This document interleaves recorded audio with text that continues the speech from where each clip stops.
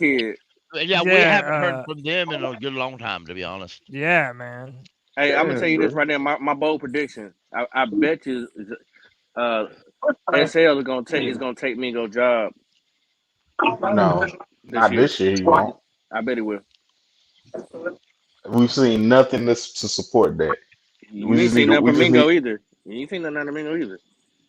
So far, we've seen more out of Mingo, but Leggett can't do nothing if he can't stay on the field. If I can make a crazy suggestion, so can Pickle.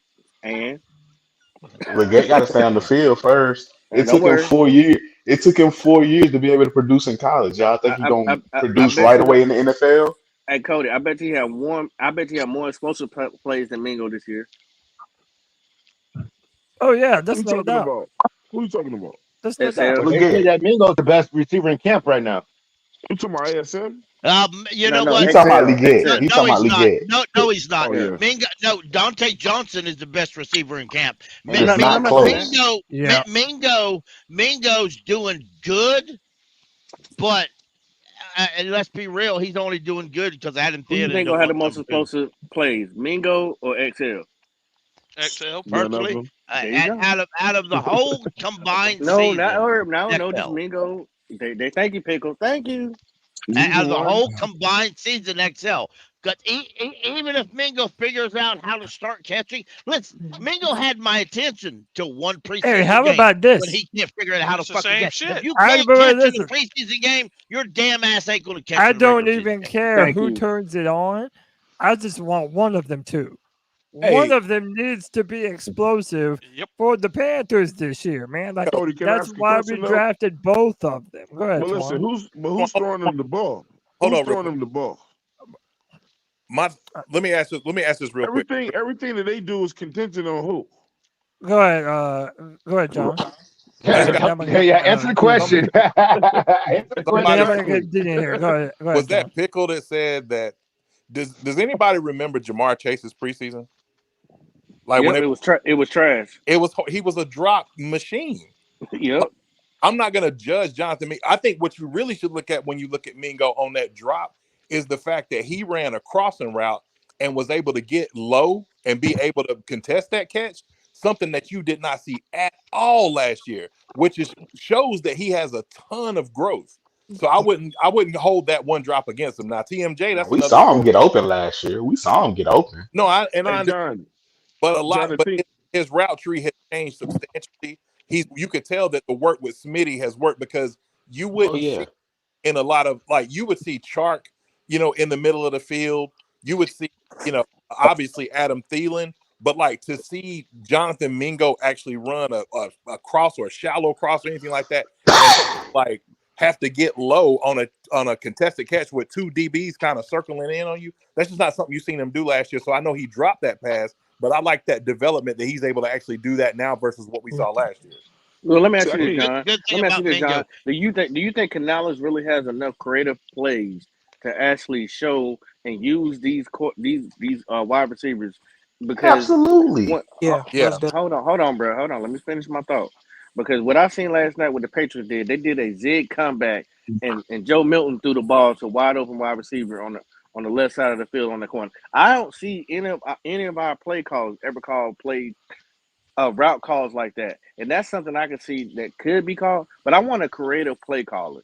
So that being said, that's why I say if we're gonna keep things very short and intermediate, Xavier Leggett's gonna have more explosive plays because he's the type of guy. If you get him the ball in space with that type of speed and weight and body, he's going to be able to do it. Pop, and I think he will challenge Mingo. Killing me, bro. I agree with you wholeheartedly, but the reason why you can't, why they haven't been able to do that, if we're judging based off last year and even previous years, protection is everything. If the protection doesn't hold up, you can't develop anything either down the field or underneath, for that matter.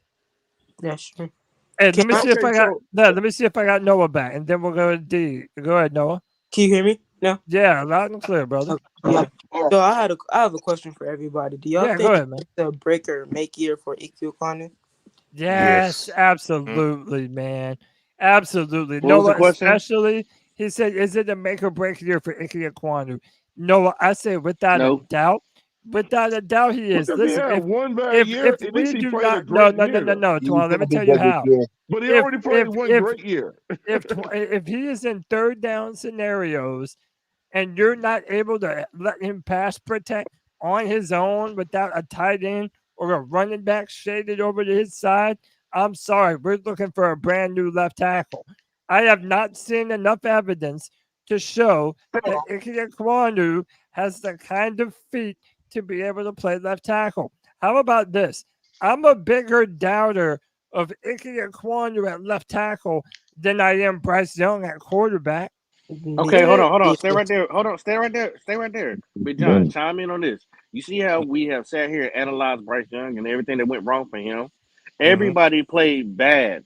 But Cody is willing enough to say it was his second year as far as Ickey being underneath a new scheme of trying how to block and pass block. And he's not willing to give him another chance. He's saying, hey, he's out the door. Hold on. You're not willing to give him another chance, but there's two different schemes that Ickey has had to learn. And it was one scheme that Bryce had to learn, and he didn't look good either. Everybody played bad. So you can't sit here and pick your choosing of who you want to play good and who not to play good. I'm saying Bryce played under two different schemes, bro. It wasn't just one scheme. But listen, let me retort. I'm saying that even back at NC State, even back when he was at NC State, I always had my doubts of Ickey at left tackle. That rookie season is not enough sample size for me to say, oh, I know for a fact that you're going to be our left tackle of the future.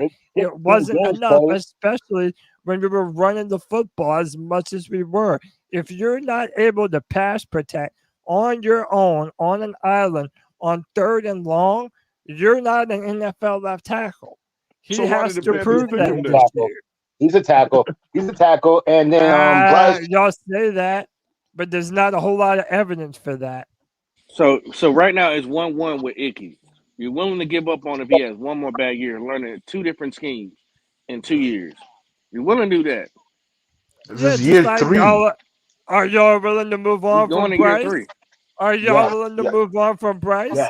Because hold on. Reason why people are willing to give up on Bryce is because when you give up that much, when you give up 11 personnel to get a Bryce, that person should be able to elevate your team. And that's why I have a problem with Bryce fans, because it's like, where did he even though he played what bad? Does he bring into the table? What did he show you? What elite trait did he show you? Bring to the table? And he showed you. Oh my God! What? You're talking about 1 year as a rookie that he did well, but yet you're telling me that if we have another year of terrible left tackle play, you know that he's going to be our left tackle next year? No, you telling me he's not. You telling me he's not going to be a left tackle this year?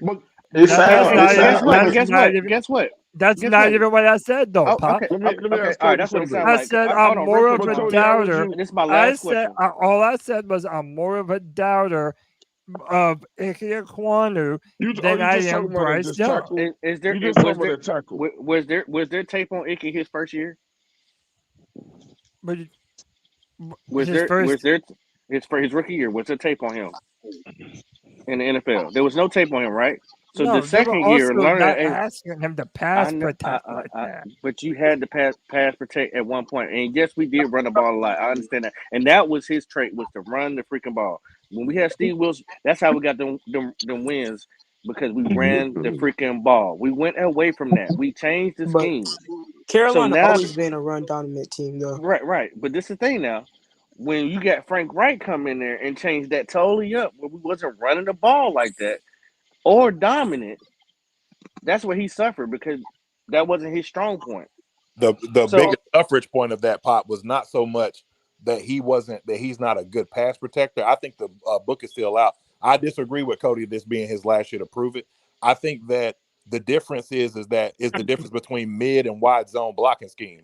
And like when you got a guy like him that doesn't have the best feet, wide zone is horrible. And that's what you saw a lot last year, because they were trying to do something similar to what they did with Bryce and Bama.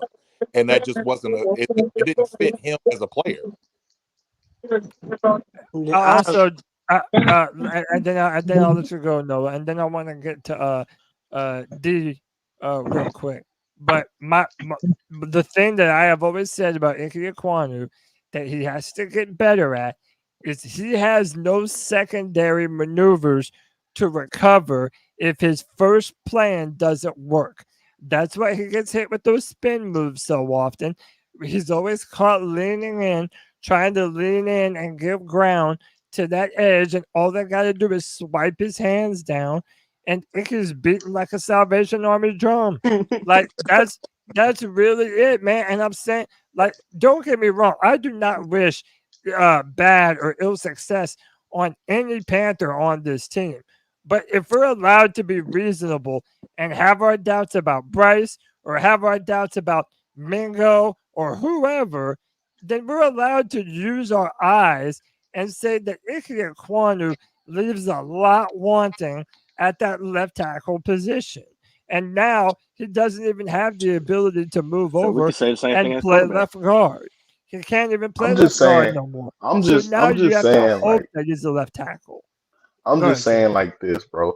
Like so, Bryce, if he's not good after his second year, it's over with for him.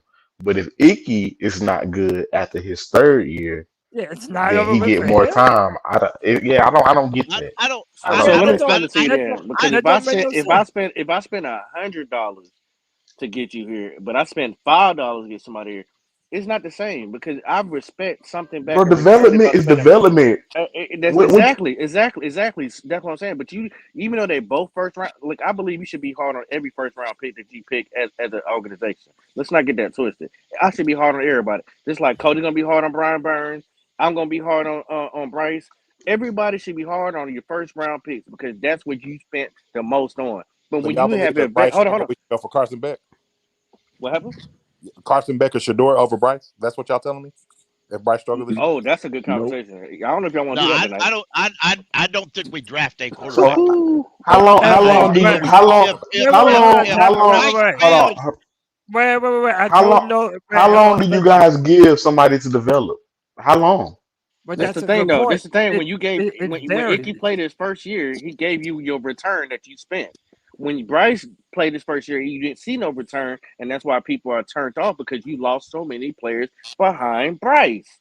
All right, That's so why look, people hold on. because you're supposed to elevate the team. Let me It's go very to honest. Let me go to Noah, and then I'm gonna go to D. Go ahead, Noah. Okay, so I'm gonna hit on a few topics here. Okay, so Yeah, I man. feel like as the same as okay, I see what everybody's coming from. Yes, if I spend $100 I spend $100 and I spend $5, I feel like everybody should still get the same amount of time to develop. Bryce Young, yes, okay, he did not have a great first year. Same thing, Ickey Ekwonu, okay, he had last year was You not his sound like best season. JJ now. Last year was not his best season. But I feel like both of them should. I feel like Bryce should get 3 years too. I mean, okay, yeah, we can always get another rookie quarterback Shit. next draft, but I feel like Bryce Young still should have more time to develop. And this is on my second. Question since we on Breaker Mate. What about J.C. Horn? He's been injury rich in like half of the season. Yeah. And what about him? This is his It's a Breaker make or Mate. break for him too. I agree with you on I call him JC Torn. Yeah, I agree with you on him. Oh, not JC. Yeah, I've been calling him that. Yeah, yes, sir. Not I'm JC. hard. I'm gonna say it once again. I'm hard on every first round pick we picked. I have seen one good year out of Ickey and one bad year. We got Bryce Young. I seen not one. He didn't show me anything that was elite about him. So you can sit here and say, "Oh yeah, let's give him one more time to develop." But at least even if he sucked, I needed to see something from him. I didn't see anything. I Now object to going you. back, Steve to Smith JC didn't show Horn. us he was an elite rookie wide receiver either. True. Well, hold on, Was he after you drafted? make Was he, your, dra- was after he your drafted point, in the then we'll first let D round? go. Was he drafted in the first round? Was Steve Smith drafted? He wasn't. Thank you. That's my point. No, he wasn't. All right, so So how long do you give a first round pick? Steve You Smith still ain't was answer never that. drafted to play All wide right, receiver. hold up, y'all. Let me let D get in. I've been saying D can go forever. D, let me ask you, my brother. Do you think that Ickey Ekwonu and Bryce Young have the same leash, or are we probably moving on from both if they have a bad year, or maybe one and not the other? D, what say you, man? I mean, it's not right, but I think Ickey's on the shorter leash. And the reason is not because of he doesn't deserve as much grace as Bryce. That has nothing to do with it. This team seems that they are dedicated to putting around Bryce what he needs to be successful. So if Ickey puts out another performance where he's a turnstile, right? What does that mean? That means Bryce is probably getting knocked on his back quite a bit, which means we still will be having the conversation that we had last year, or people who overly love Bryce or so forth will still say that he didn't have the opportunity. Now, me, if I was going into it just being fair, he deserves the same amount of grace as Bryce. But looking at it at a left tackle, where that is such a key position on your offensive line, if Buddy doesn't have improvement, then it's not out the realm of possibility for me to say that there's a chance that he won't be here. I still think Ickey's gonna be here because we're not gonna be a pass-centric offense. And what he does best is run block. So if we're gonna be doing a lot of running, he's gonna naturally look better. The key with Ickey and what we should be asking is how is he going to do in pass protection against quick-footed ends and edge rushers or athletic edge rushers, because that seems to be where he struggles. Yeah. If he gets better at that, I could see him staying. But if those guys are still able to just to give a little shoulder dip and go around them, or at times like we saw last year where the man literally got pushed back because his feet just won't right with those guys, I don't see a world where if they don't get rid of him, they're not at least exploring his replacement. That's where I look at it with Ickey. As far as Bryce, yes, Bryce has to develop. We all know Bryce has to develop.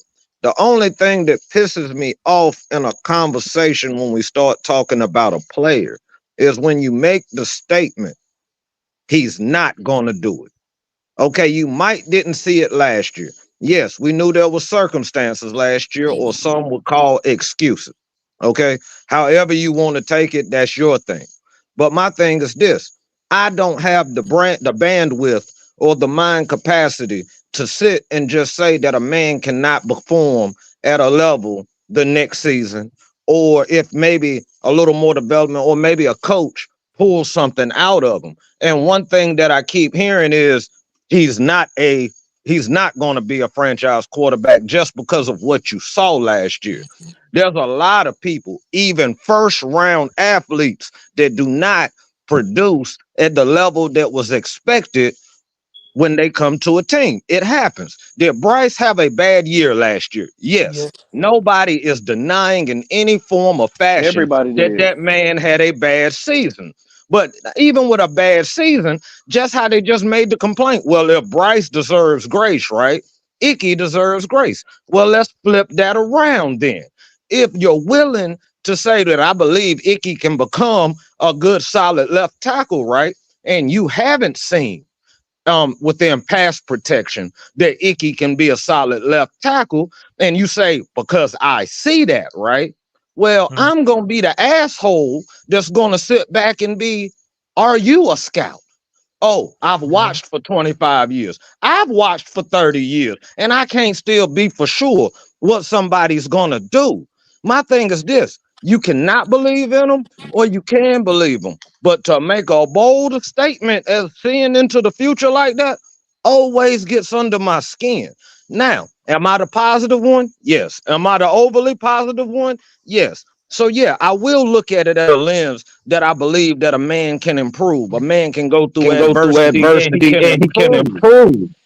But the problem that I have with the whole thing is that when we sit here and we talk and just say that man can't do the job, and only a year has been involved, it's not a good look. Hold on. You got two things going at the same time. Hey man, somebody. But Diggs, I never said anything about Bryce can't do it this year. I never said that. Oh, I'm not just saying you in particular. Since I've been here listening, I've heard a lot of statements, and some have even came out their mouth and said they just don't believe the man can do it. He ain't got it. That's what I see. That was me. That was me, D. Okay. Now with that, right? I understand me and you kind of have different level of opinions at times, right? Yeah. But my thing is, I just have a hard time when you just have a man coming into his second year that you don't have any belief. Like, I could see you saying, I question it. I could see that, you'd be like this. Well, it's highly unlikely to me, right? But it almost feel like it's a concrete statement that man can't be better. And that's where my issue comes. Now, I could be lost in translation, or I could be lost in verbiage with that. But what it seems to me like it's a definite thought. And it's just hard for me with my mindset to say that's a definite thought. And let me very quickly add on to what Dude was saying. One, I don't disagree with literally anything that Dude said. I do think, especially when you're a young quarterback and you're trying to learn the NFL speed of the game and all those different things, yeah, you should get a certain time to develop. But there's a couple different things that we have to be honest about that are working against Bryce Young. Pop already mentioned some of them earlier. You had to trade up from where you were to go and get him. Okay, so you can and you had to lose players too. Throw that in there. and let's be real about who you lost.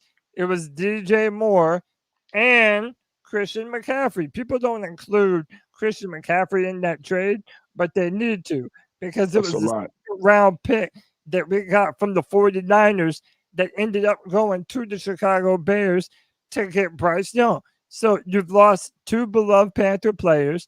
On top of all that, you moved up to number 1, got rid of your players, and he's the smallest quarterback ever drafted. Ever. That's what I'm saying. And to add even one more on top of that, Panther fans have been in hell for what, 5-6 years now? 8 years. You have a 7 years. You have, and listen, I'm not here to tell you that any of this is fair. In fact, I know that it's not fair. But all of those different factors are all playing together on top of Bryce Young at the same time. So that's why, even though it might not be fair, I can't really be mad at Twan for saying that either.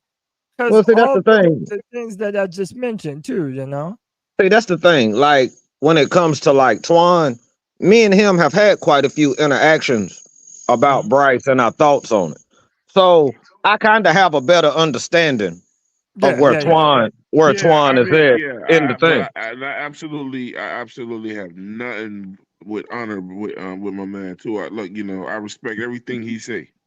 Yeah. So it ain't nothing personal between me and him either. Oh yeah, it's more of a thing to me is that I feel like, because there's a lot of people that were unhappy that they didn't get their quarterback, right? That there has to be more of a cloud or a little more down talk. Because I just feel like we're in an age now where it's not about like just what is actually in front of us. It's about being right. And a lot of times that's what causes a lot of the discourse or whatever, is because it's really, I'm going to stand on this hill till I can't stand on it no more. And sometimes if you don't put logic behind it or take emotion away from it, it becomes like what we had last year. Because I felt like a lot of these complaints when it came to loving Bryce or not loving Bryce was emotion based. Now, there's a lot to make people unhappy, yes, but there was a lot of emotion based. Hey, bro. The discourse starts with his play. The discourse starts with his play, and we watched him last year play. That's true, Al. That's true, Al. That's very true. Now, when that's true, that is true. But y'all, they were already coming for that man before he took a snap. No. We've seen him play. 16 fucking games.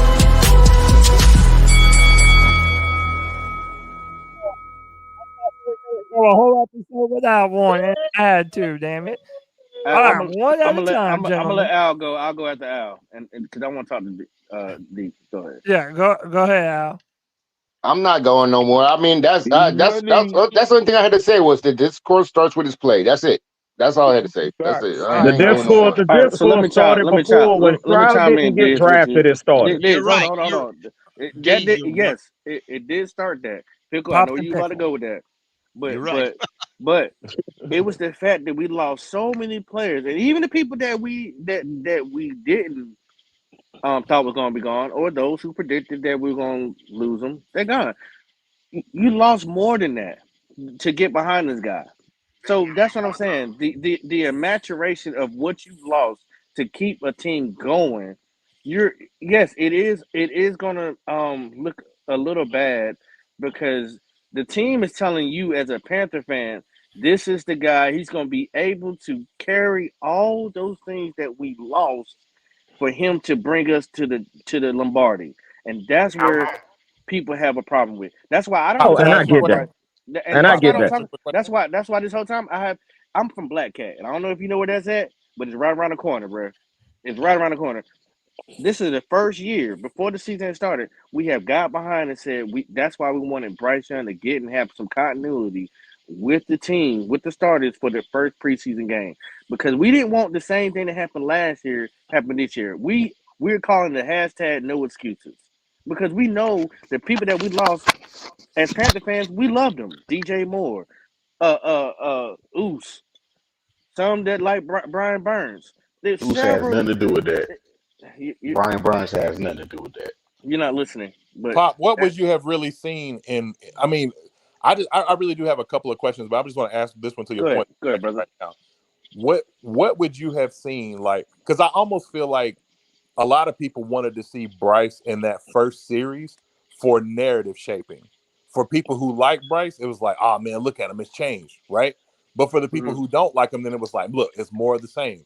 You're not gonna know anything from that one series. That's true. Nothing. That's true. There's some people gonna feel like you're not gonna learn anything from him going out there and being out there with these third string players. Hey, Cody, for can the I ask John Patriots. a question? That wasn't my whole point of it, because we've been hearing how Clowney has been destroying the offensive line, right? Yeah.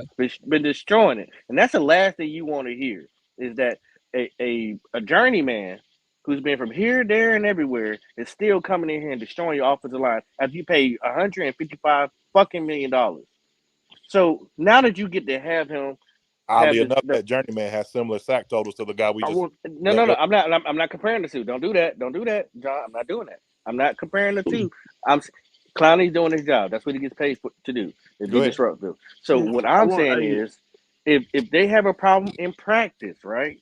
Let's see what they do against another team that represents another organization, just for a couple reps, and get out here and see if Bryce has finally understand what the scheme is. Does the offensive line understand what it is? Does the ones understand what they're trying to run? Very basic. Get them in, get them out, and go. That's all. I want to get a head start. Hey, Pop, let me say this. I'll be quiet. I want to ask John. I want to ask John and D Money a question. Sure. I want your honest answer. Mm-hmm. Everything that we gave up to get Bryce Young, and after what y'all seen after his first year, was he worth all the shit that we gave up? No, he was not. D, you go first, brother. Oh, no, he was not. I think almost everybody, when we looked at what we gave up to go to number one, was a lot of people were already at pause about that, even if it would have been Stroud, because of losing a guy like DJ Moore and so forth, and what DJ Moore meant to a young quarterback. So, no, he was not worth it. I think I moved on a lot quicker because it was better for my mental health. But DJ Moore, DJ Moore and them, they were the heart. So, yes, I understand completely to where Bryce is always going to be at a disadvantage because, these guys were fan favorites. People loved them. They were invested in those guys. So unless somehow a Lombardi is in the future or multiple NFC championship runs, I don't know anybody, honestly, or even Bryce, if they're being honest with himself, that deal was worth it. Okay. All right, let me say this. Let me throw this in there. Let me throw this in there. It's kind of weird to me saying that we gave up so much for him that he gotta be the guy right away. That's what it sounds like. No, It's when like you you. give up that much, you got Hold to on, let me be finish, the bro. guy. Let me You let me gotta finish, be the bro. guy. Let me finish, bro. Let me You finish, gotta bro. come in making changes right away. Let me finish, bro. Let me finish, bro. So the logic in this is we're telling the quarterback, okay, bro, we're gonna trade up to get you, even though our roster is not ready to trade up. We're gonna give you a bad O line. We're gonna trade away your number one receiver, and you gotta come in and you gotta contribute and you gotta dominate immediately. Like, where's the logic in that? And the fact that y'all saying we traded up so much, he gotta be the guy right away. He's still a rookie, Nobody bro. said that. Like, Nobody said I'm that though. saying that's what That's the it. part That's you what it. holding on to. That's what you Hold holding on, on bro. Let hard. me Nobody finish, bro, said because that. I wasn't cutting y'all off when y'all was talking. Let me finish, bro.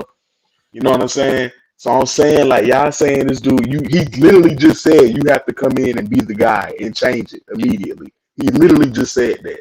That's what So Quan I'm said. saying, Yes. he literally just Yeah, said that. So I'm saying, I'm saying, like, bro, he's still a rookie. It's gonna take time to develop. I'm bringing you into a bad situation. I'm giving away your number one receiver, and you got to come in and fix that.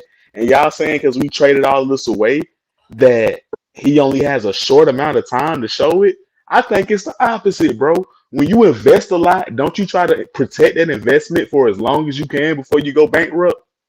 The more you invest, the more you keep it. That doesn't give you a shorter leash. It gives you a longer leash. That's called a bad investment because you gave up too much. And can I say something real quick too? Not necessarily if your investment pop longer than what you thought it would take. If you sometimes when you invest, bro, you're not gonna see a turnaround in year 1 or year 2. Well, You let might me not see let a true profit year 4, year 5, but it so was worth it. I hear you. Let me let NFL stand for not for long, my boy. wait. Let me let John. I want because Pop addressed this question to John and D, so I'm gonna let John answer, and then I'm gonna let you go, Noah, and then Pecco. I didn't forget about you. I promise. All right, go ahead, John. Okay. So to answer the question, I would echo what D said, but go just a step further. None of them were.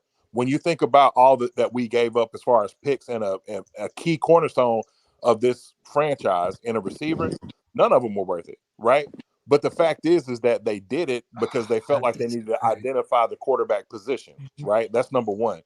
Number two, though, is in my opinion, I think, and I know it's going to sound wild as far as theory is concerned, but it's cool. I'm always wild with theory.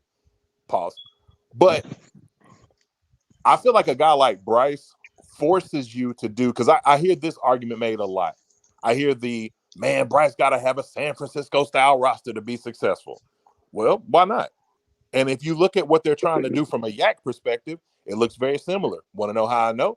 Because San Francisco ended up in the Super Bowl as a team who had the 29th, I think they were 29th in air yards traveled down the field, which means most of their yards came from yards after the catch. Why not build a team to the strengths of your quarterback? Bryce does a few things well. He's an anticipation thrower. You get a guy open, and if that guy can take it down the road, Bryce is the kind of quarterback that'll lay over a throw where he can do that, right? So, like, you would want to build a roster just in case, okay, maybe he's not the guy long term. But the good teams do one thing really well. They develop the players that they have, and then when they identify that maybe this ain't the guy, they replace it with somebody else. So suppose Bryce isn't the guy that's going to carry us to the promised land. If we become a more consistent team, because think about this, since 2020, there's one person that leads all Panther quarterbacks in touchdown throws. It's Bryce Young. If that don't disgust y'all, then I don't know what does. Because to me, like, it didn't matter who you plucked in there. This team has been awful for a very long time. The best thing that we could do is have patience. If it was Stroud, if it was Richardson, it just happens to be Bryce. I'm not the person personally. If they get rid of Bryce after second year, if let's say he shows just a little bit of flash, but we only win like 5 games and we end up at the top of the draft. And if there's real conversation about Beck and that decision is made, then y'all better strap in because we the new Lions. Because if you bring another quarterback in here, it's just going to be the same thing all over again. We started. Yeah, we already the Browns, Can I add John. We already the Browns. We Wait, already the Browns. hold on. Let me let Noah go. I said Noah can go. Go ahead, Noah. Please add on to that because I Go was ahead, just Noah. because what he just said, that's straight facts. That is absolutely the truth. We as Carolina Panthers fan, we cannot expect us to go out here and just put another quarterback in there. I feel like Bryce Young. I feel like with Bryce Young, I feel like Bryce Young should not been put in that situation with that O-line. I feel like we should not have drafted him, especially with him being a smaller statue of a quarterback. I feel like he was not going to survive that at all. And then we can't just go into the draft and expect, okay, boom, let's put a quarterback in here and he's going to do great. He's going to do better with Bryce Young, because it's not. Who possibly in the world can survive behind that O-line? Can I? Who's in the position to trade up? Can I ask you a question? Yeah, Can I ask ask me you a a question? And like I said, I'm not a fan of Bryce, but I don't want to ever come off like I'm just sitting here trying to, because I really don't want to even talk about Bryce no more. But if I'm going to sit here and watch the game just like you have, and while you have his back, and I understand that he was in a bad situation. He's in a bad situation like a lot of quarterbacks have been in. Justin Fields, as you've seen, they got off of him. The guy that went to Arizona with Wilkes, they got rid of him. He was the first round pick as well. Later down in the pick. But this is my thing. I can get behind Bryce if I seen an elite trait of something that gave me hope to get behind him. And Even if everything was bad, like I said before, because I don't want this guy over here on the sideline talking about you just that and other about Bryce. No, I didn't see an elite trait about Bryce that gave me hope about my future. Now, if I have to go and be like the 49ers, like Big John said, and get all these exponential top tier athletes, one thing I'm gonna tell you right now, what's coming up after this year, if we have Bryce gonna want to get that money. You're not gonna be, if you see Brandon Ayuk is about to be gone, we're gonna see a different type of 49ers. That he's definitely a top tier wide receiver. You're not gonna be able to do that. You're not gonna be able to do that.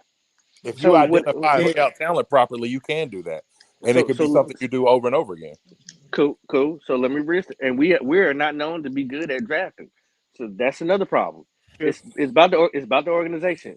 We should be more mad at the organization from the plays they've made as far as negotiating or investing, this, that, and other. If my boy want to say that you invested in something, like I said, you haven't seen nothing in your investment so far. You gave up so much. I paid $100. I want to see something back. We haven't seen my investment is to see some type of spark for my quarterback. Even if we suck, I want to see something out of him that may be like, oh yeah, he got it. Just give him a little more time. I didn't see anything. So what did you see that Bryce Young gave you? Even though the team sucked, and even though he didn't play well, what elite trait that he showed you that you just loved about him? Go ahead, yes sir. Okay, so I'm gonna totally agree with you. I did not see nothing from Bryce Young last year. Every single time I walked into school, I was shameful to be a Carolina Panthers fan. I mean, every single time I walk in my class, I told you this before. They yell 2-18 because that's how trash the Carolina Panthers are. I was ashamed. I did not see anything from Bryce Young that makes me. That let the young boy. This is the new generation. Let the young boy. We didn't even make the playoffs and lost 3 games. Listen, the Carolina Panthers are not taking care of our younger generation, y'all. They don't develop nobody. Embarrassing. No, I'm so sorry. I'm so sorry for that, brother.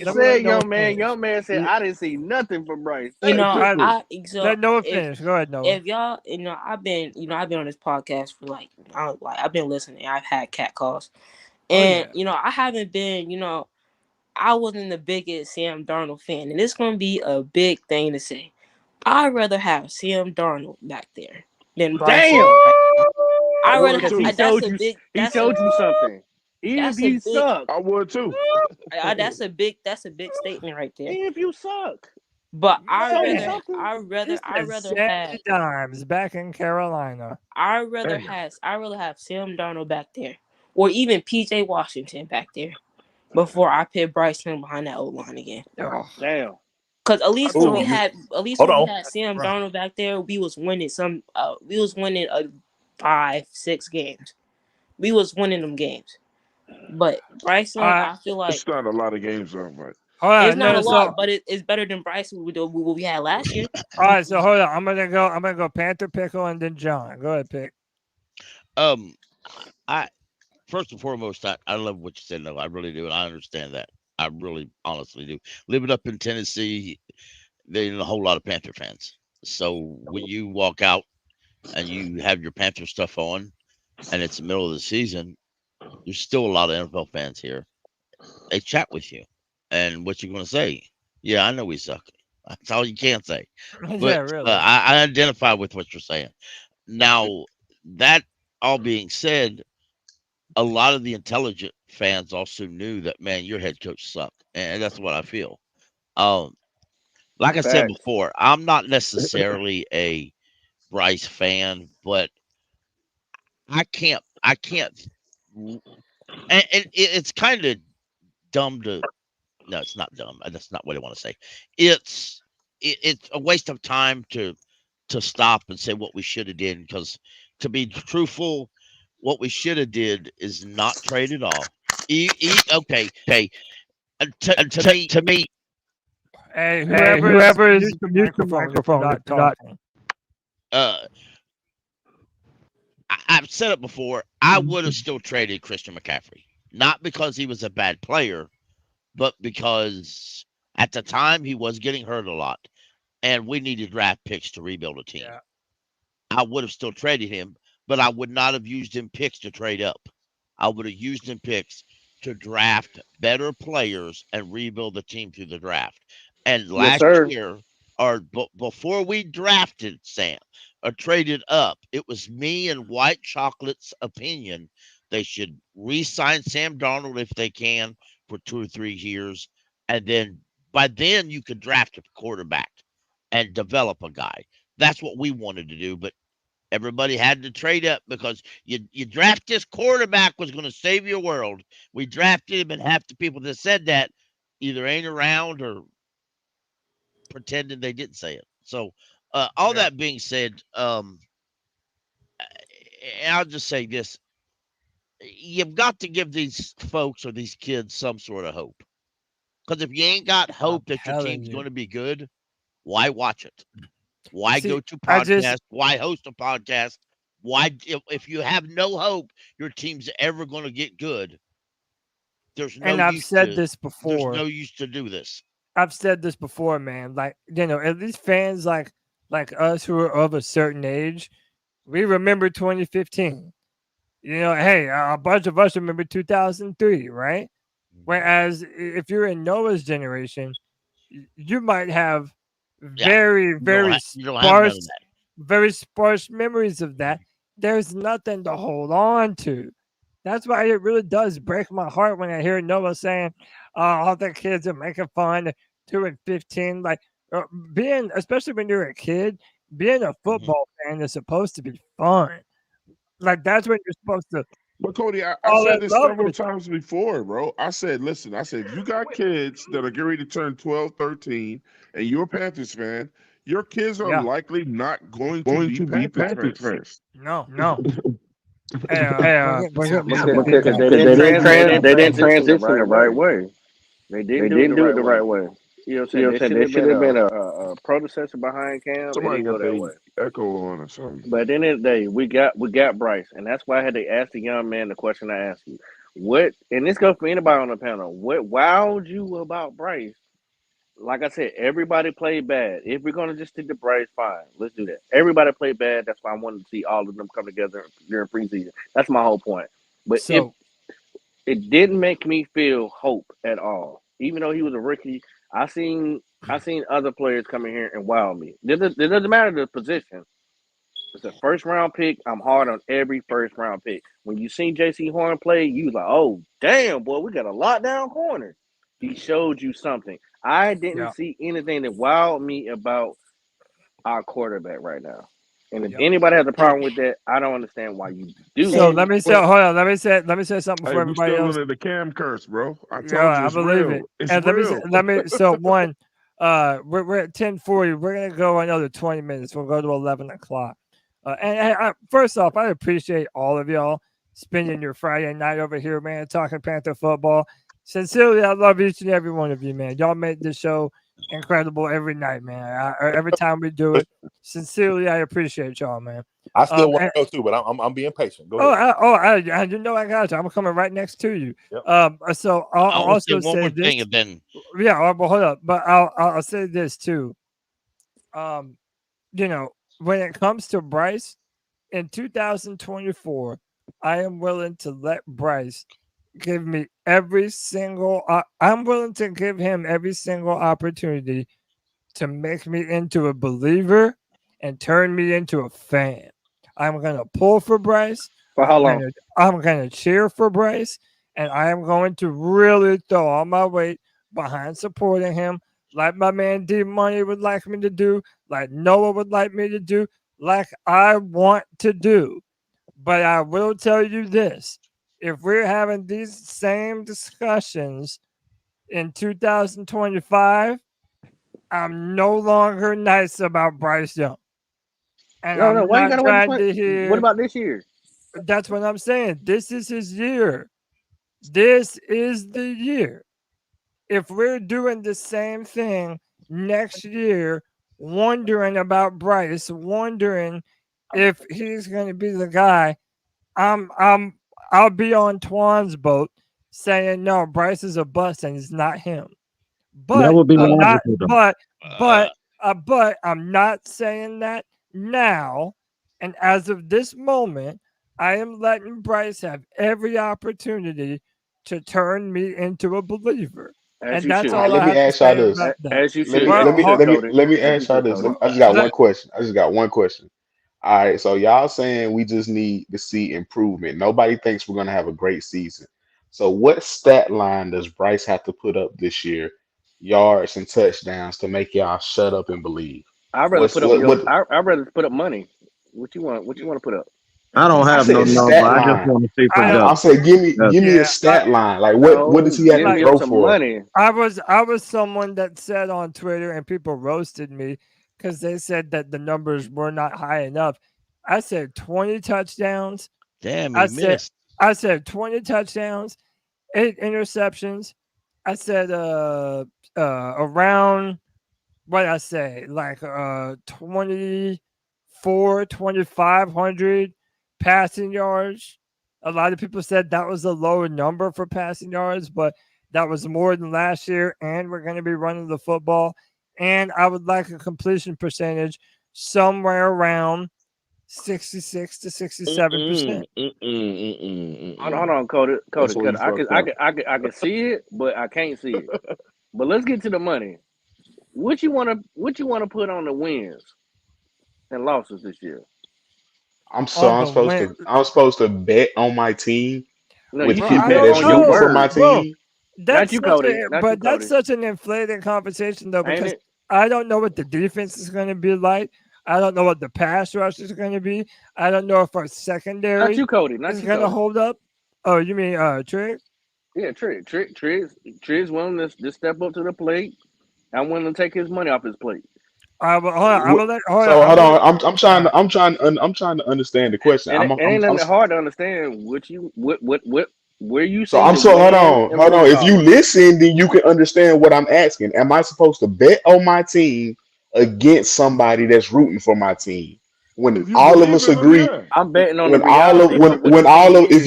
if you've been on this podcast with me for the past few weeks, you would know that I don't feel like we're going to win a lot of games this year. I've made that very clear, and I've also said that I don't believe like wins and losses is how we're gonna. Uh-huh. Go ahead and That's get it how we're out. gonna judge the season. Wins and losses is not what we judging the season on. Okay. I don't think nobody on this podcast feel like we can win more than 6 games. Okay. Yeah, So yeah, why? okay. So why? Why That's would I the be truth. betting? There you go. Why would I be betting on wins or losses, bro? I'm a real Oh gambler. boy. I ain't taking no dummy bets, bro. There you go. All right. I You clearly just said gotta I calm want, down, for, man. Be rational, I Q. want, I want 4 to 5 wins, bro. And ain't no aggressive shit, bro.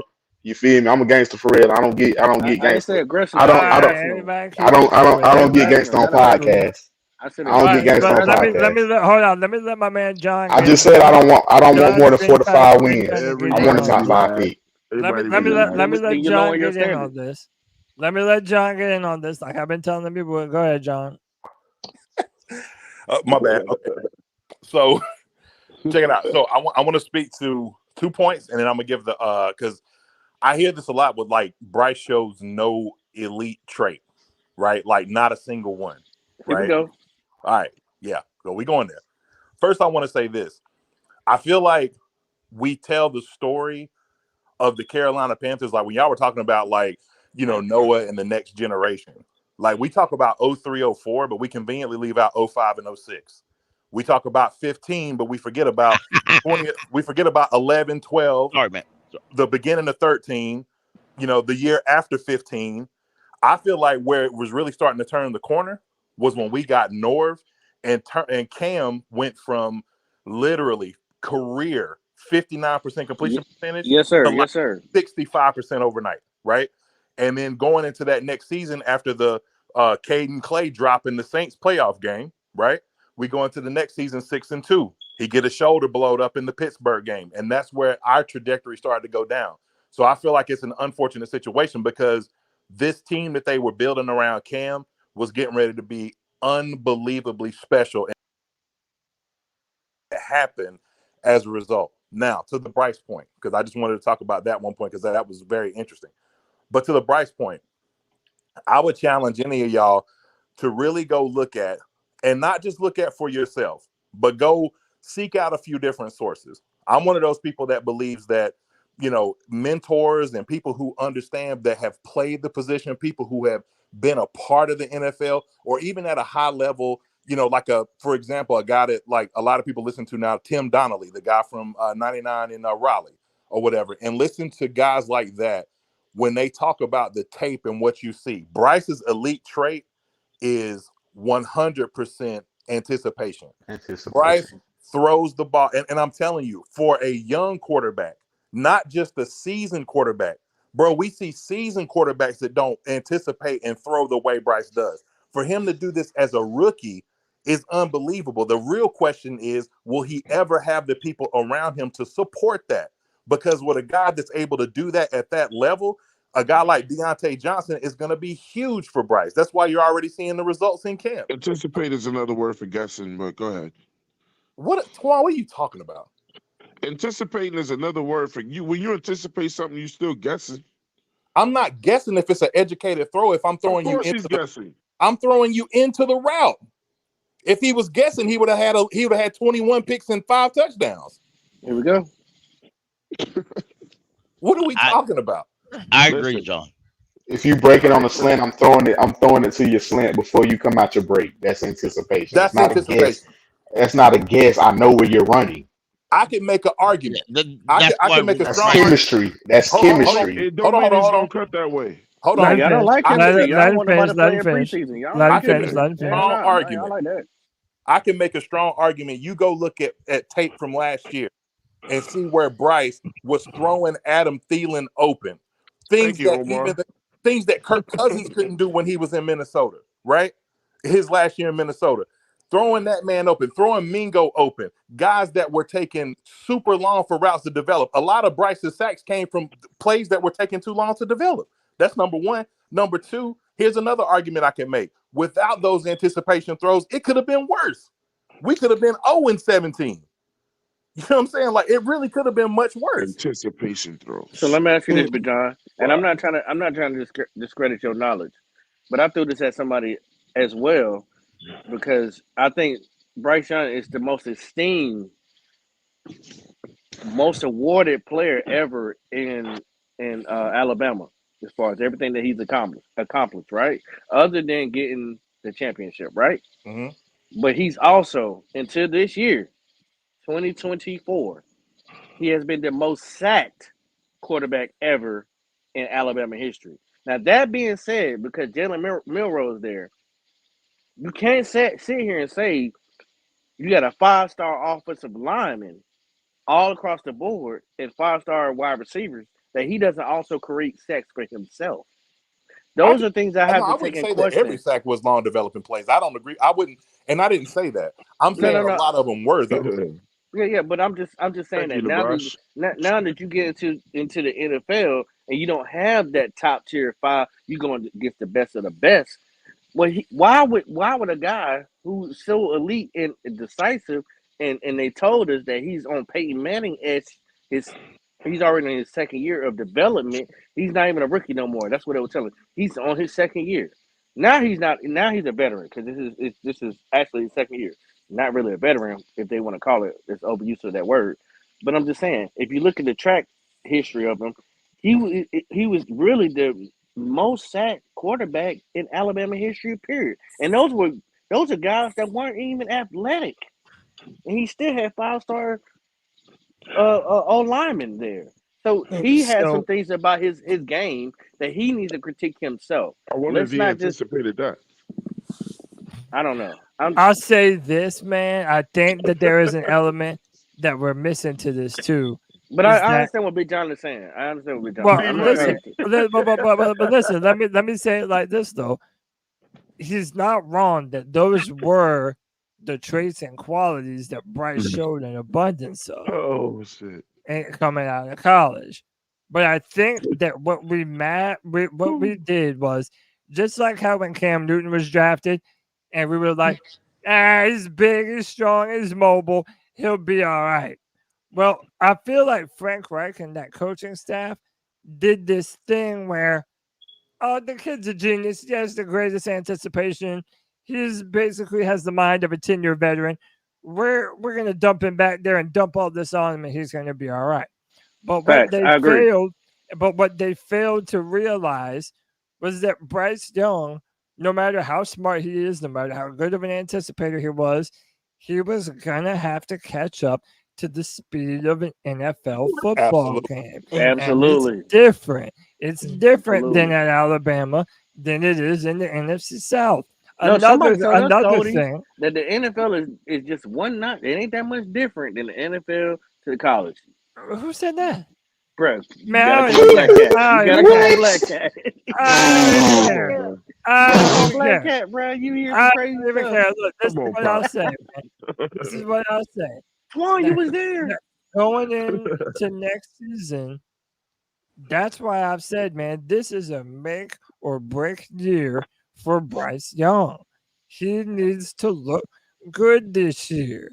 There's no way that we're going to be having the same conversation next year if we're having a conversation about him putting up similar numbers. It's not going to be that way. Well, can I ask this question to everybody real quick? Well, yeah, I'll let John with his comment, then Noah, and then I'm going to let everybody get their final words.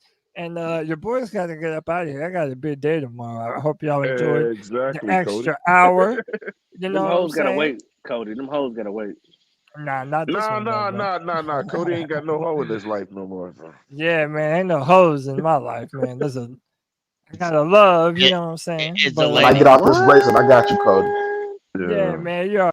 I'm gonna call you. I don't want to say too much. Yeah, man. I'll call you. Pick up the damn phone, Cody. Bro, shout out my baby. She knows who she is. But anyway, man. But no, so okay, I'm gonna go John. I'm gonna go John, and then I'm gonna go Noah, and then I'm gonna go around the horn and let everybody have their final thoughts. You know, I really love you. Ah, shit. Go ahead, John. Girl, you know I love you. Get it, dick. You know I dumb love as hell you. out here, bro. Y'all dumb as hell out here, bro. Yeah, right, go ahead, John.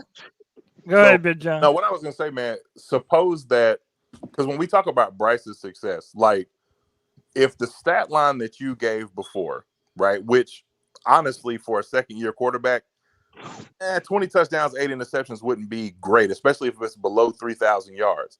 But the team has more success because it's a balanced offense. Would you prefer that or a 2019 Watson season where he goes 30-7 and 70% completion percentage, but they go 4-12? Oh, I'd want the Watson season. What? I want him to put up the numbers. So what I'm saying in that scenario, I want to know that Bryce has it in him to put those kind of numbers up. Because right now, I don't know if that's possible for him. I hope so, but none of us are really, and like Pop and a few other people were saying earlier, like Trig was saying, Elevate the team. Like none of us are really expecting more than 5 or 6 wins anyway. So yeah, if Bryce balls out like that, and we still manage a top 5 pick, bro, that's honestly a dream scenario. If I'm being real, So yeah, that's my opinion. That's peace. Yeah. All right, go ahead, Noah. So I just want to bring up this real quick. So if Bryce, okay, so say, all right, the first, few weeks is not looking too good.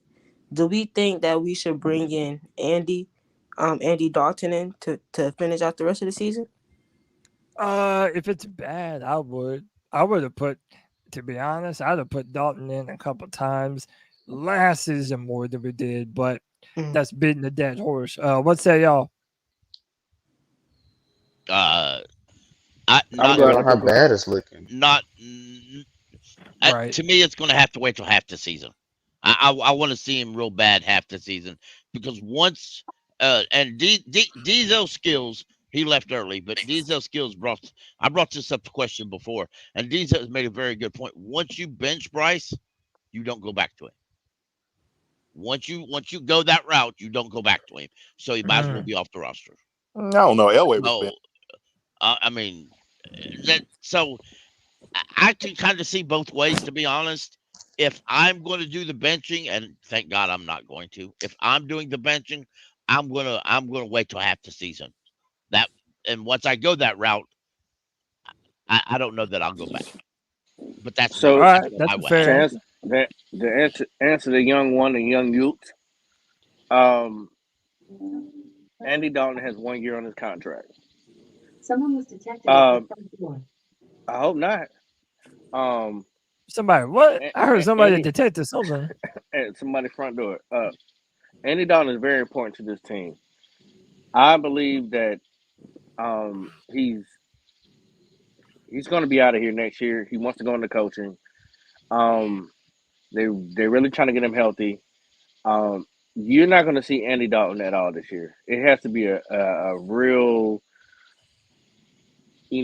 hard injury to Bryce in order to see Andy Dalton.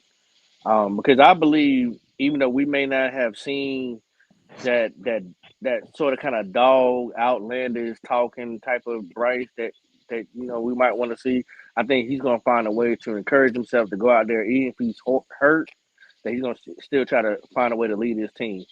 That's the type of quarterback that I want. But at the end of the day, if he just can't go, Andy Dalton's the guy. He has to be the guy that has to go. I don't want no props. I don't want him to be in a situation where, like last year was kind of weird. His ankle, he didn't know how he got hurt, this, that, and other. We can't have that no more. He has to be the leader of the fucking team. He has to go out here, even if you're hurt or banged up. A lot of quarterbacks go out here with broken fingers, broken ribs, and they still go out here and put on for their fucking team. And that's what Bryce has to do. Unless you just cannot go, then I understand why Andy Dalton is going to come in. So there's no excuses. Hashtag no excuses. Bryce got to go out here and put it on the shoulders. Hey, man, I've been saying for the past 2 years, it's a prove it year.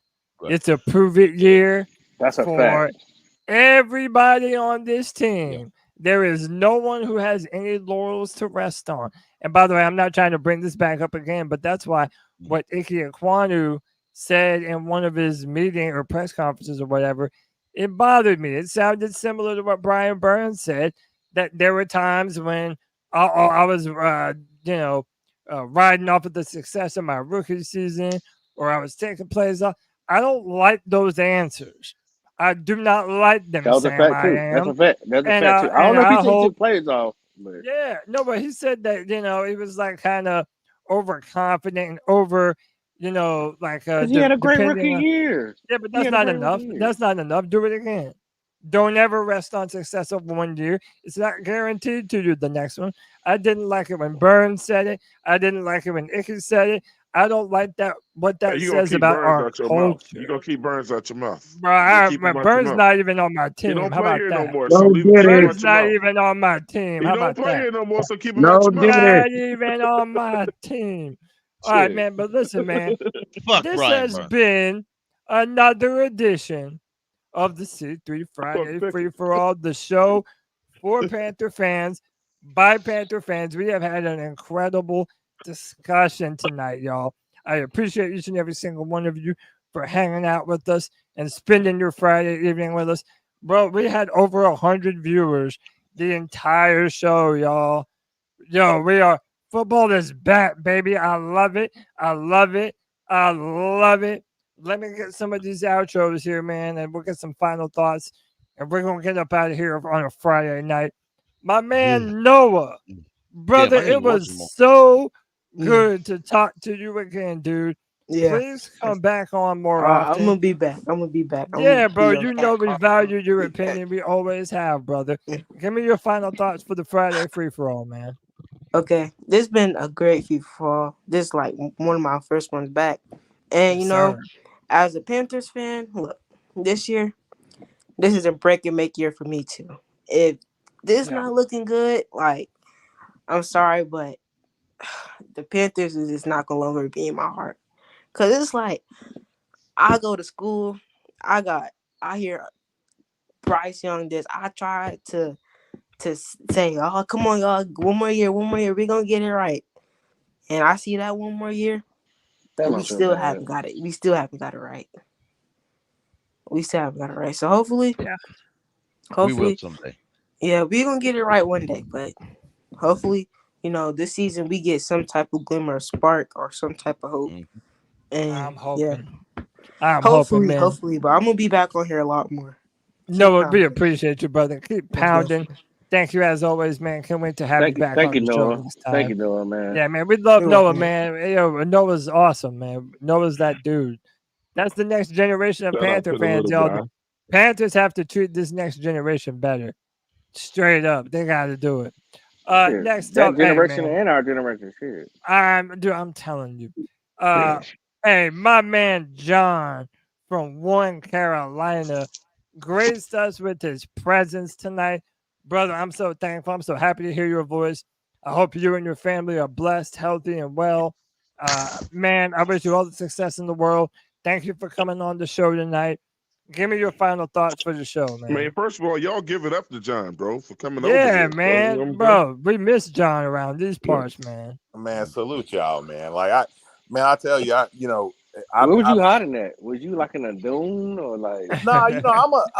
Would you take a hide and go seat too talk seriously? about it, Like what happened? Well, honestly, I had a career move, and like many different career moves, I got a promotion at my job, and congrats. Yeah, appreciate it. And Y'all hiring? Like what's going on? Like what's up? Oh no, I think John might have dropped. All right, we'll get John back. You done dropped out. He'll be back. Dropped out, man. No, we'll get John back. No, we'll get John back when he see what you do, bro. We'll get John back. Get off me, pickle. Damn, man. Damn, I was gonna give Cole his last thoughts too. He done drop. All right, we got John back. Hold up. There we go, John. Man, I don't know what happened, man. The devil is a lie. But hey, John, don't listen to Pop, man. Just ignore him. Look, yeah, I was getting ready to drop, but to Bip a Butterfly and disappear for 4 years.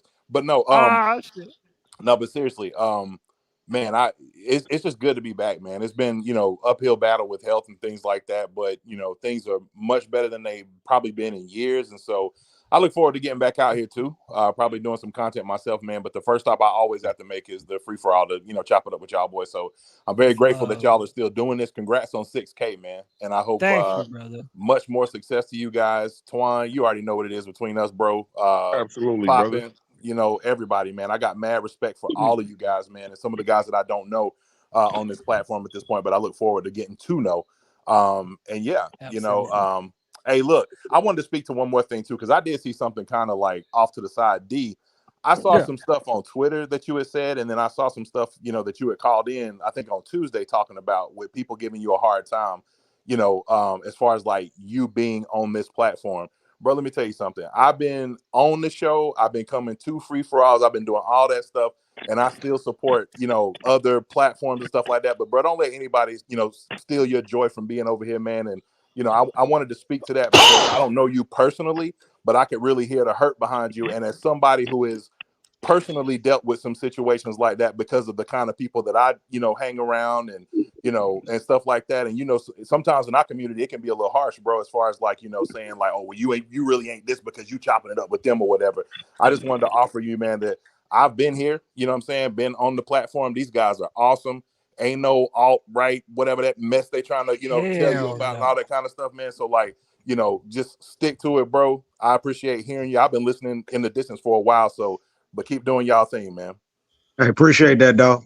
For sure. Mm-hmm. Absolutely, man. John, and hey, let us know whenever you get back to making content, man.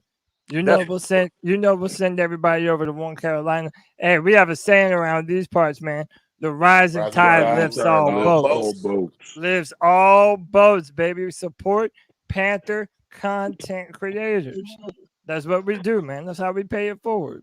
And I always make sure that if ever you're on the free-for-all, part of the way I thank y'all for providing the content is letting y'all promote your content and driving people over to your channels as well. We love doing that, man. Rising tide lifts all boats, baby. We got to keep pounding together. You know what I'm saying? So I appreciate y'all. John, you're the man. And let us know when you start producing content again, man. Will do. Hey, Pop, I don't know if you heard this when I cut off. I love you too, bro. Oh, I love you, bro. You know it. I rock with you. Yes, sir. It's all love over here. Hey, man. Hey, speaking of my guy Poppin from the Black Cat Panther Podcast, always holding it down, man. Pop, you're my guy, man. I don't know if y'all know, but Cody is my attorney. So anything and everything I say cannot be held against me in a court of law. That's okay? Right. That's first off. You know what I'm saying? That's right. It's so great to chime in with all of my Panther brethren, you know what I'm saying? Pickle, D's, D. It's a lot of D's going on. I know, bro. We got all of them. And y'all D1, D2, D3. What bro, we got to do 1 through 100, man. Right. We got them all. Anthony Piccarillo, even the cat that, we were disagreeing over the night, man. It was just good converse back and forth. It's nothing personal, just another. That's it. Twine is my homie. That's one of the guys that, you know what I'm saying? We always chop it up outside of the Panther world. Big John, like I said, I passed out because I ain't know when I heard the buzz, like, and then I woke up back up. I was like, oh, he's here. You know what I'm saying? Because I like conversing with you. Because salt on Pop. Yeah, because he always try to bring you back to the light, and I'm on the dark side. Not all the time, but I'm positive as hell too. But you know what I'm saying? Either who, look, it's okay to be optimistic. And it's also, it's cool to be, you know what I'm saying, straight and narrow. I love everybody on here, you know what I'm saying? We're not going to agree on everything. But one thing we're going to agree on is that we Panther fans. Black and blue. I love y'all, man. That's it, man. Love you, Pop. Appreciate you. Y'all go check out Black Cat Panther Podcast. Give them the likes and thumbs up and the subscribers they deserve. Next up, my guy. Man, you already know, man. Every Sunday before the games, this man does the pre-shows on the 704 Charlotte Bound show. And I'm always over there, man. It's a good-ass time. It's a good way to start the Sunday before football comes on. And that's my guy, Twan Don, man. Check him out at the 704 Charlotte Bound show. Twan, I appreciate you, brother. Give me your final words for the show, man. Hey, Twan, stand up. Man. Yeah, my sentiment. Stop that. my sentiments. Inside joke, man. I got number love. I got number love for all of y'all, man. Major love for all the content creators, man. It's love that we do this, but it's also work. You know what I'm saying? And since Pickle has been doing content creating, I can tell you it's work, man. So I'm gonna say, look, if you can afford $1 or $2 to send to these channels, man, because these guys is putting in work to entertain you, then do that if you have it. You know what I'm saying? All they're gonna do is put it back in the channel to bring you better content. That's it. You know what I'm saying? That's it, man. So pass on these guys a little something, man. You know what I'm saying? Congratulations to White Chocolate Espresso. I heard she said yes. You know what I'm saying? Yeah, my boy got hitched. My boy got hitched. Hey, yeah, bro. You about to come over to my world. Man, shout out to Cody, man. I'm so happy for Cody too. If you know, you know. You know what I'm saying? Appreciate you, brother. Appreciate You know, you. hey, look, he won us. That does my You heart know, well, man. Twan. Appreciate Oh you, man, brother. shout out to John for coming on the show, man. Excellent conversation. Like they said, we're not gonna always agree, but I love the way we challenge each other, man. Yeah. It's incredible. And shout out to Pickle is always on the show, my man Poppin' Beards, you know, and everybody on the show. But special shout out tonight to my man D Money. Because that's my guy, bro. That dude is slowly becoming my guy. But look, if what John said was true, D Money, you know you're doing something right when the haters show up. That's true. When the haters show up, Absolutely. you're doing something Absolutely. right. And you keep me balanced when I go off the rails and I'm negative with this team. You know, you that balance that to put me back on the tracks for a little bit. But just know when the haters show up, you're doing something right. That's it. And you stay who you are and you don't change for co-sign that. nobody. Because if they ain't gonna show their face, and Cody invites anybody to come on here, if they don't want to tell it to your face, then don't write it down. That's it. 704 let me Star jump Bell, in. y'all Let me- subscribe to the channel, man. Appreciate that, Shout out, dog. Twan. Appreciate you, Twan. And by the way, Twan, look, Mike hollered you in the chat, heard your message, and dropped that $C3 bomb on the boys. Appreciate you, Mike. There you go, man. Let's go, Mike. Let me, Let's go, let Mike. me let me jump in. Let me jump in, Yeah, Cody. go ahead. Out the sailor. Give me your all right. final thoughts, man. Go ahead. Wow.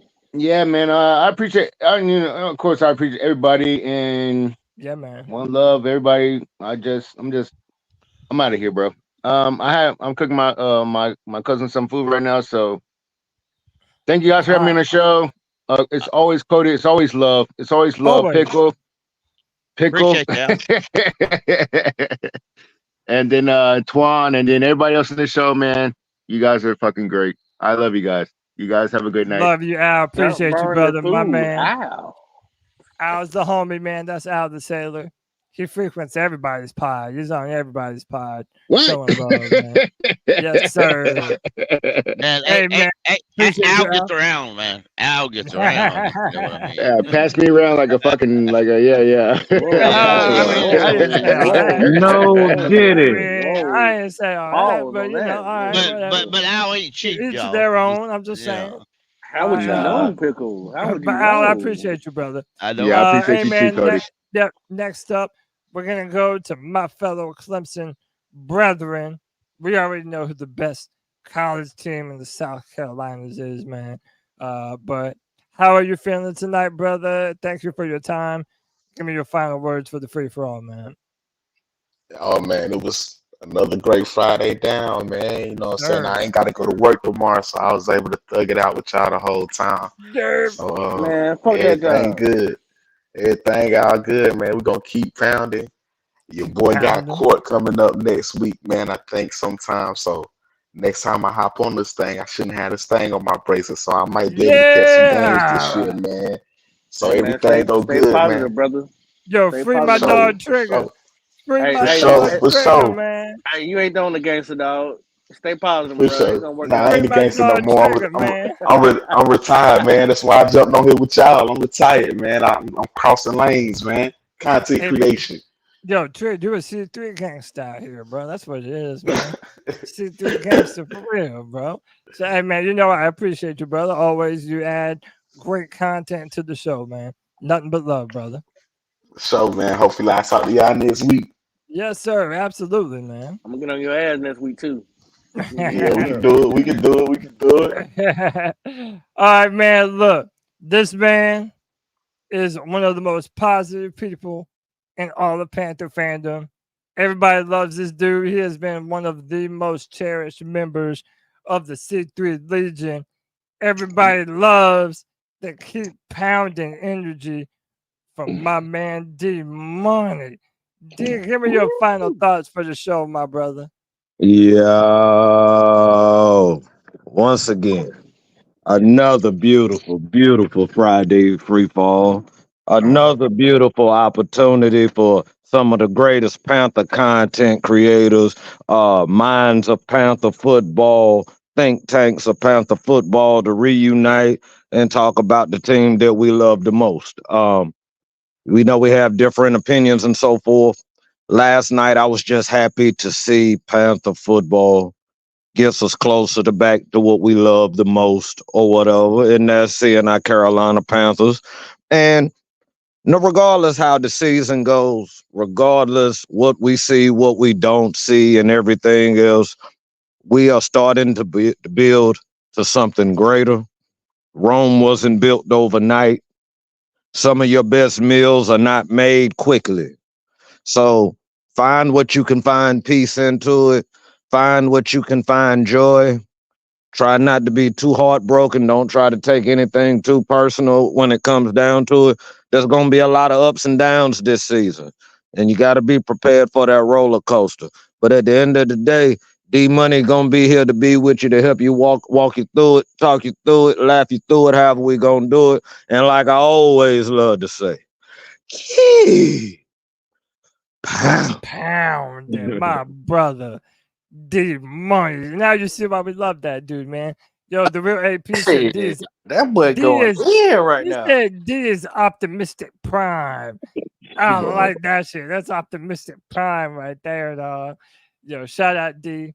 Panther Pickle, I guess you're gonna have the final words of the free for all tonight, brother, since we have no diesel skills.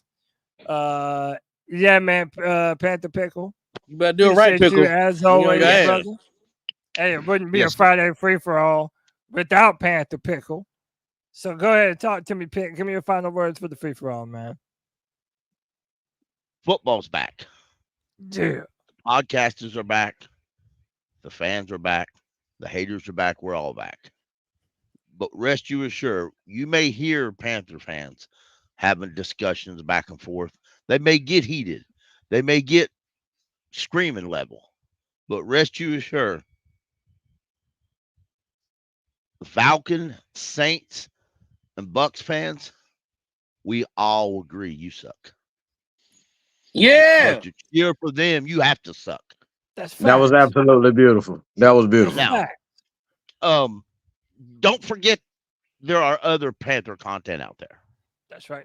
We do a show on Mondays and Thursdays on Twitter. We enjoy it there. We get a lot of people that come here regularly. Got a lot of people that'll wait. And if we're not on time, I get a message. So that's what we do. Black Cat's got a show. 704's got a show. C3 shows. Win or lose, we'll be here. That's it. But we will be winning. The Panthers will win again. I don't know when, but they will win. And when they win, we're all going to get drunk together. Yeah. Turn up, turn up. Yes, sir. Turn up. Hey, man. All the ice cream on Pickle. That's right. All the ice Drunk cream. and ice cream all together. Hey, man, that has been another edition of the C3 Friday Free for All. We will be back this Tuesday night at 9 p.m. for our flagship C3 Panthers podcast with me, Tony, CK, and Greg. I love y'all, boys. Have a happy, healthy, safe weekend. And until next time, you already know what we're about to do, man. We about to keep pounding, baby. What's up?